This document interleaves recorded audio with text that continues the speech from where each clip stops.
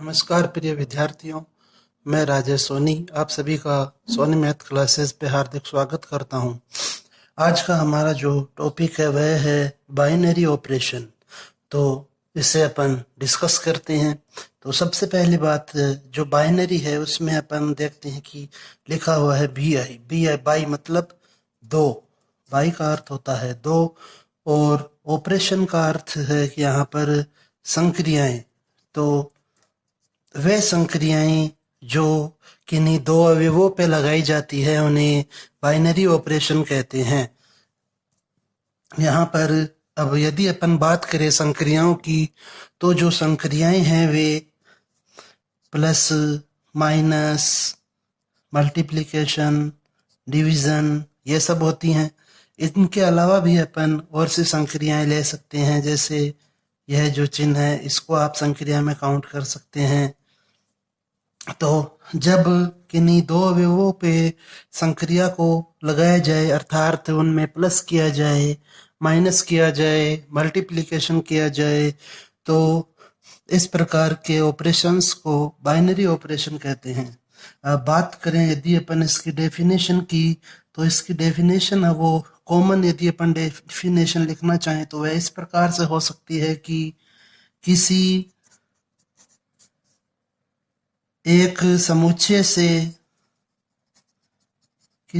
समुच्चय से दो अवयवों को लेकर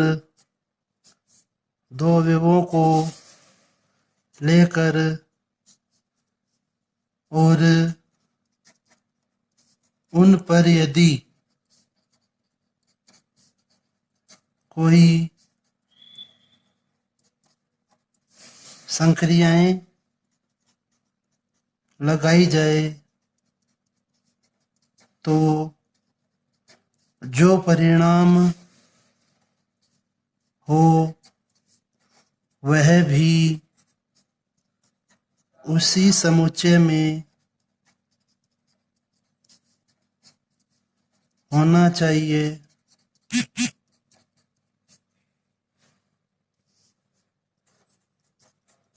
जिस समुच्चय से वे दो संख्याएं ली गई हैं। यह इसकी सामान्य सी डेफिनेशन होती है, जहाँ पे आप देख सकते हैं कि परिभाषा कुछ इस प्रकार से है कि किसी एक समुच्चय से यदि अपन कोई दो अवयव लें और उन अवयवों पे यदि कोई संक्रिया लगाई जाए तो जो परिणाम है वह भी उसी समुच्चय में होना चाहिए जिस समुच्चय से वे दो संख्याएं ली जाती है।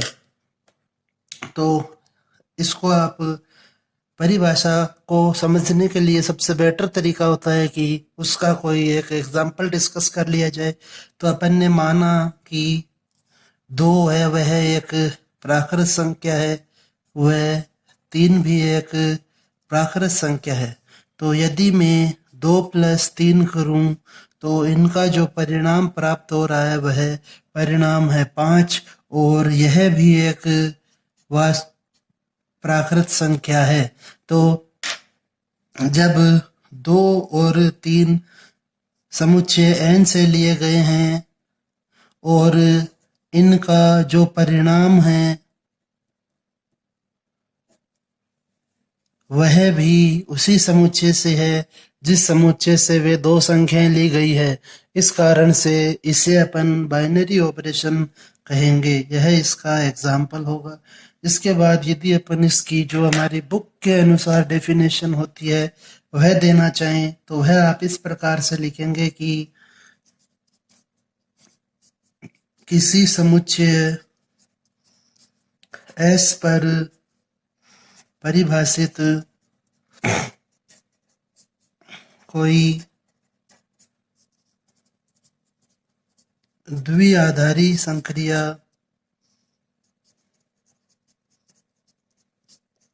स्टार, द्विआधारी संक्रिया को अपन स्टार के द्वारा व्यक्त करते हैं। स्टार एक ऐसा नियम है जिसके आधार पर S के किन्हीं दो अवयवों के लिए S का ही एक अद्वितीय अवयव प्राप्त होता है। तो इस डेफिनेशन में और इस डेफिनेशन में कोई भी डिफरेंस नहीं है। यह डेफिनेशन भी हमें यही चीज बता रही है कि अपन जब किसी एक समुच्चय से दो संख्याएं लेते हैं और उन दोनों संख्याओं पे कोई संक्रिया लगाई जाए, तो यदि वह परिणाम भी उसी समुच्चय से होता है जिस समुच्चय से वे संख्याएं ली जाती हैं, तो अपन उसे द्विआधारी संक्रिया अर्थात बाइनरी ऑपरेशन कहते हैं। ओके, क्लियर हो गई होगी ये बात। इसके बाद अपन डिस्कस करते हैं कि जो बाइनरी ऑपरेशन होता है, बाइनरी ऑपरेशन को सामान्यतः स्टार के द्वारा व्यक्त करते हैं और इसे प्लस चिन्ह के द्वारा भी व्यक्त किया जा सकता है।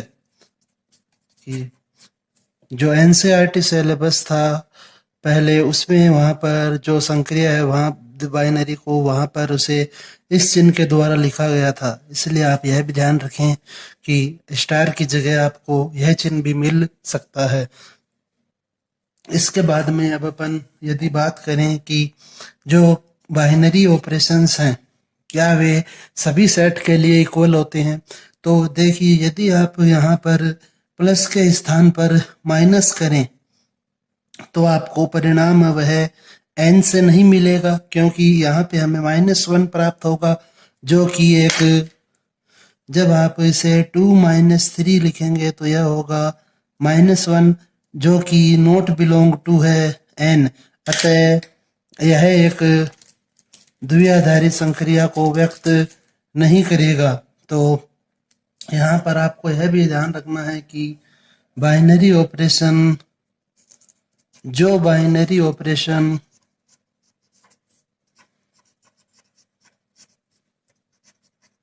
किसी एक सेट पर लागू हो,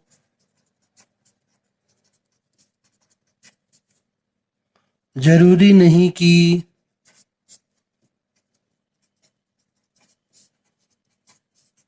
वह अन्य सेट पर भी लागू हो। इस बात को आप समझने के लिए एक एग्जांपल देखें कि जैसे मान लीजिए अपन ने लिया एक कोई सेट है जिसके 3 एलिमेंट्स है 1 2 and 3 and A star B is equal to, मान लेते हैं हमें दिया गया है a माइनस बी।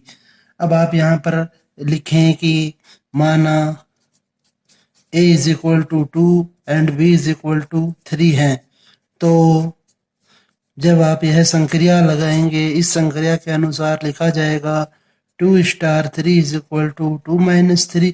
यहाँ पर जो a पहली संख्या है इसलिए 2 को भी आपको पहली संख्या ही मानना है, तो इसका जो परिणाम है वह -1 है और -1 है वह इस समुच्चय में उपस्थित नहीं है। लेकिन यदि अपन बात करें r की, कि यदि यहाँ पर जो सेट है वह r होता, वास्तविक संख्याओं को रिप्रेजेंट करता, तो इस कंडीशन में आप कोई भी मान लेते, माना a is equal to 2 b is equal to 3, तो 2 star 3 is equal to 2 minus 3 is equal to -1 और -1 वह एक वास्तविक संख्या होती है। तो इसलिए यहाँ पे आपको विशेष ध्यान रखना है कि जो बाइनरी ऑपरेशन किसी एक सेट पर लागू हो रहा है जरूरी नहीं कि वह अन्य सेट पर भी लागू हो। ओके, इसे आप यहाँ पर इस एग्जाम्पल के द्वारा समझ सकते हैं कि यदि ए में अपन 3 एलिमेंट्स लेके चले तो यह जो संक्रिया है वह इस सेट पे एप्लीकेबल नहीं है, जबकि यदि अपन सेट को आर से डिनोट करें अर्थात सेट ऑफ रियल नंबर्स लें तो यहाँ पर जो ए स्टार बी है वह द्विआधारी संक्रिया है। यहाँ पर जो स्टार है वह द्विआधारी संक्रिया है और यहाँ पर जो स्टार है वह द्विआधारी संक्रिया नहीं है। ओके, तो अब अपन आगे देखते हैं इसके बाद नेक्स्ट। अब इसके बाद अपन बात करते हैं डिफरेंट सेट्स की कि किस सेट में कौन कौन से ऑपरेशन परफॉर्म किए जा सकते हैं बाइनरी ऑपरेशंस के लिए। तो यदि अपन बात करें नेचुरल नंबर की,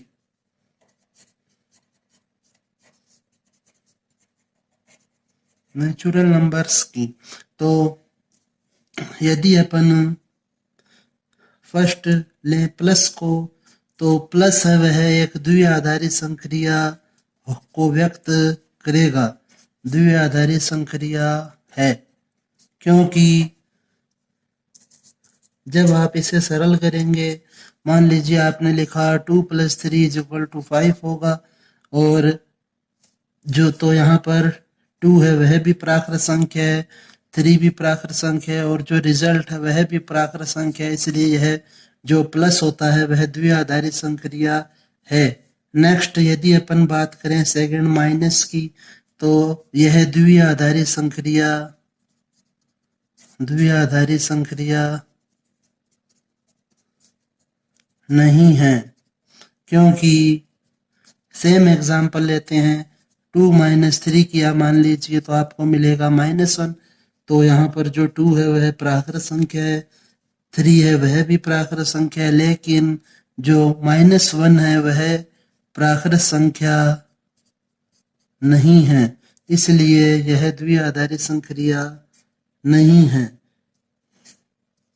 तो जो प्राकृत संख्याएं होती हैं वहां पे माइनस है वह द्विआधारी संक्रिया को व्यक्त नहीं करता। इसके बाद यदि अपन बात करें नेक्स्ट थर्ड मल्टीप्लिकेशन की, तो जो मल्टीप्लाई होता है, मल्टीप्लाई है वह एक द्विआधारी संक्रिया है, क्योंकि यदि आप 2 × 3 करेंगे तो आपको 6 मिलेगा, तो 2 है वह एक प्राकृत संख्या है, 3 है वह भी प्राकृत संख्या है और जो रिजल्ट मिल रहा है वह भी एक प्राकृत संख्या है, इसलिए यहाँ पर मल्टीप्लिकेशन है वह भी एक द्विआधारी संक्रिया होती है। नंबर 4 यदि बात करें अपन डिवीजन की, तो डिवीजन की यदि बात की जाए तो यदि अपन माने कि 2 belong to n and 3 belong to n, but यदि आप इसे लिखेंगे 2/3 या 3/2 तो ये दोनों ही नॉट बिलोंग टू n है, इसलिए डिवीजन भी बाइनरी ऑपरेशन को सपोर्ट नहीं करता है। इसके बाद में बात करें अपन यदि सेकंड होल नंबर्स की, तो होल नंबर्स के लिए भी अपन देख सकते हैं कि यदि अपन प्लस के चिन्ह की बात करें तो प्लस वह एक बाइनरी ऑपरेशन होगा, माइनस वह बाइनरी ऑपरेशन नहीं होगा, मल्टीप्लिकेशन है वह बाइनरी ऑपरेशन होगा और जो डिवीजन है वह बाइनरी ऑपरेशन नहीं होगा। इसी प्रकार नंबर थर्ड अपन डिस्कस करते हैं z के लिए, तो सेट ऑफ इंटीजर नंबर्स की यदि बात की जाए तो यहाँ पर प्लस है वह द्विआधारी संक्रिया है, माइनस भी यहाँ पर द्विआधारी संक्रिया होती है कि यदि आपने मान लीजिए लिखा माना a = 2 और b = 3, तो A star B is equal to A minus B हो यदि, तो आप इसे लिखेंगे 2 माइनस 3 इज इक्वल टू -1।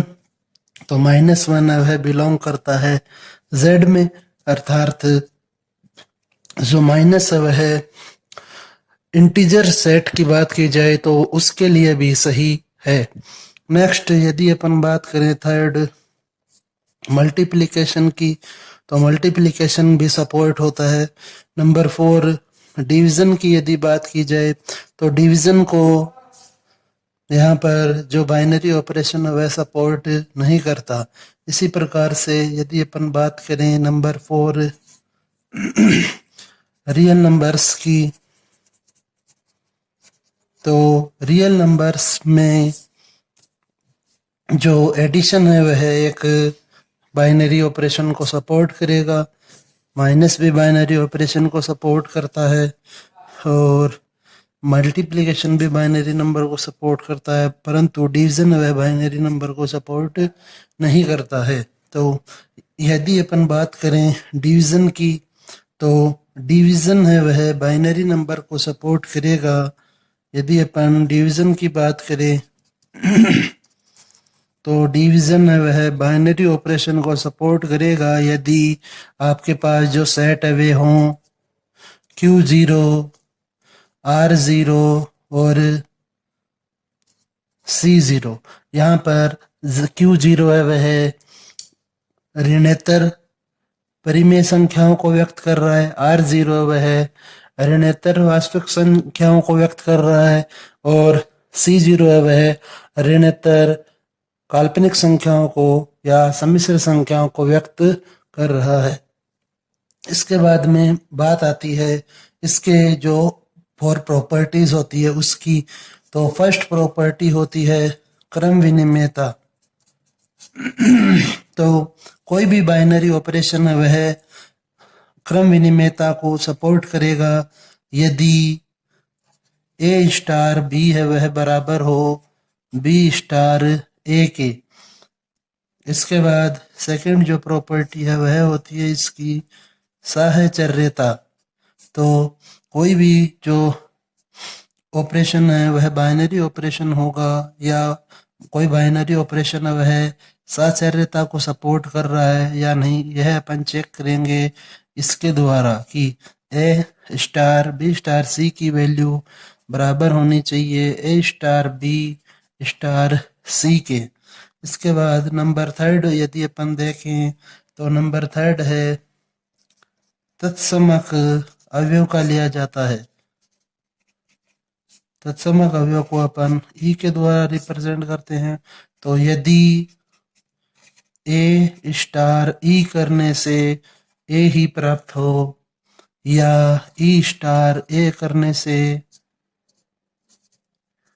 ए प्राप्त हो, तो अपन वहां पर उस बाइनरी ऑपरेशन को आइडेंटिटी ऑपरेशन के लिए काउंट करेंगे। इसके बाद नेक्स्ट नंबर 4 प्रतिलोम अवयव।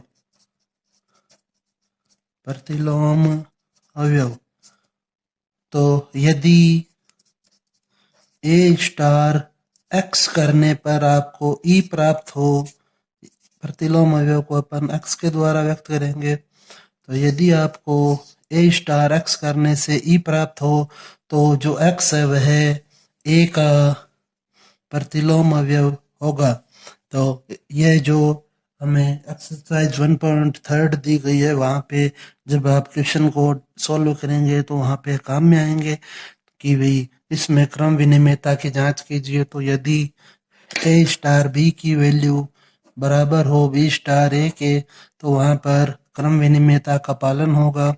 यदि A star B star C की वैल्यू इक्वल हो A star B star C के तो वहाँ पर साचार्यता का पालन होगा। इसके बाद यदि हमें तत्समक अवयव ज्ञात करना हो तो वहाँ पे आप ध्यान रखेंगे कि यदि A स्टार E की वैल्यू A के बराबर हो तो वह जो बाइनरी ऑपरेशन है वह तत्समक अवयव के लिए ज्ञात किया जा सकता है। इसके बाद यदि अपन बात करें प्रतिलोम अवयव की, तो जो प्रतिलोम अवयव है उसे x के द्वारा रिप्रेजेंट करते हैं, तो इसे लिखेंगे a star x is equal to E.